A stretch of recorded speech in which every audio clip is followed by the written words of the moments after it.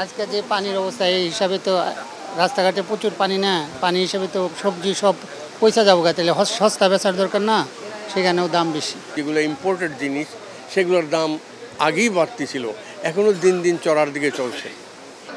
মাছের দাম বাড়ে নাই, মাছের দাম গত সপ্তাহ তুলনায় এই সপ্তাহ ঠিকই আছে, কোনো বাড়ে নাই। বৃষ্টিতে যেই পরিমাণে পানিতে তো মানুষ দাঁড়াইতে পারতেছে না, আর যারা রাস্তায় দোকান নিয়ে বসে তারা তো বসতেও পারতেছে না। বাগায়ও ব্যস্ত, বাগার দোকানগুলো ওখানে দেখতেছি না। সেই তুলনায় হিসেবে দাম বেশি থাকার কথা কমই আছে, তুলনামূলক একটু কম আছে বর্তমান পরিস্থিতি হিসেবে আমার কাছে হাতের লাগানি মনে হচ্ছে। আর আসলেই ভাই যে পরিমাণে পানি, মানুষ হাঁটা চলার রাস্তাটা খুব কষ্টকর। তার মধ্যে যারা বাজারে আসতেছে, অতি প্রয়োজন যার সেই কিন্তু আসতেছে, আর প্রয়োজনের সময় কিন্তু জিনিসের দাম একটু বেশিই দেখা দেয়। সবাই দেখায় যে আমার জিনিসের দাম বেশি, দোকান কম থাকে, আগ্রহ দেখায় কম, এই জন্য। তবে সেই তুলনায় আজকে একটু কমই। বাজার দাম তো চড়াই, বিশেষ করে চাউল ডাল, তারপর মশলার দিকটা অত্যন্ত বেড়ে গেছে। এই কিছু জিনিস আছে, শাকসবজিটা একটু মানুষের ক্রয় ক্ষমতার মধ্যে, বাট অন্য অন্য জিনিস দুধ, চিনি, এগুলোর দাম বাড়তি আছে। আমদানিতে ব্যাঘাত, যার জন্য দিন দিন আমি তো দেখছি যেগুলো ইম্পোর্টেড জিনিস সেগুলোর দাম আগেই বাড়তি ছিল, এখনও দিন দিন চড়ার দিকে চলছে।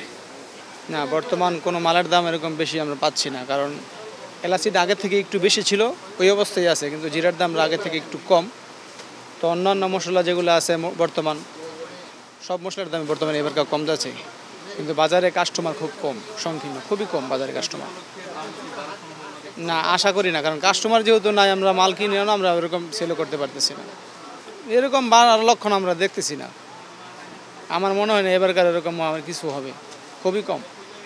আজকে যে পানির অবস্থা এই হিসাবে তো রাস্তাঘাটে প্রচুর পানি না, পানি হিসাবে তো সবজি সব পয়সা যাবো গা, তাহলে সস্তা বেচার দরকার না, সেখানেও দাম বেশি। যাই হোক, আলুটাই শুধু কম দামে কিনলাম। এখন এই দোকানে যে কী আছে আল্লাহ জানে। হ্যাঁ, ইলিশ মাছ কিনলাম ছোটো ইলিশ, তাও 1800 টাকা কেজি। সবজি পুঁই শাক, লাউয়ের দাম কমছে, পুঁই শাক, তারপরে ভেন্ডি, আলু, এগুলি মোটামুটি। কিন্তু ওই যে আপনার দাম হইলো মাছ, যেমন গুলশা মাছ কিনলাম 600 টাকা কেজি, এরকম অনেক কিছু আছে যে বেশি দাম আর কি। চাউলের দাম আগে নাজির শাল নিতাম 80 টাকা করে, এখন মনে হয় 3 টাকা কমছে আর কি। ডাউলের দাম, তৈল আগে ছিল 80, এখন মনে হয়েছে 90, কয় টাকা বাড়ছে আর কি, তা তৈলের দামটা বাড়ছে। আর ডাউল, চাউল, তারপরে যে এগুলির দাম ঠিক আছে, সেমাই টেমাই এগুলির দাম ঠিক আছে।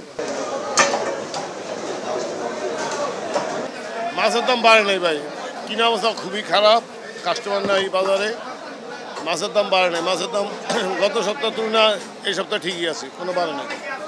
চালের বাজার গত এক সপ্তাহের মধ্যে তেমন একটা কমে নাই। হ্যাঁ, আগের দামই আছে, তবে আগে যে দাম ছিল তার থেকে এক মাসের মধ্যে অনেক দাম কমার পরে বাজারে এক সপ্তাহের মধ্যে কমও নয়, বাড়াও নাই তেমন একটা।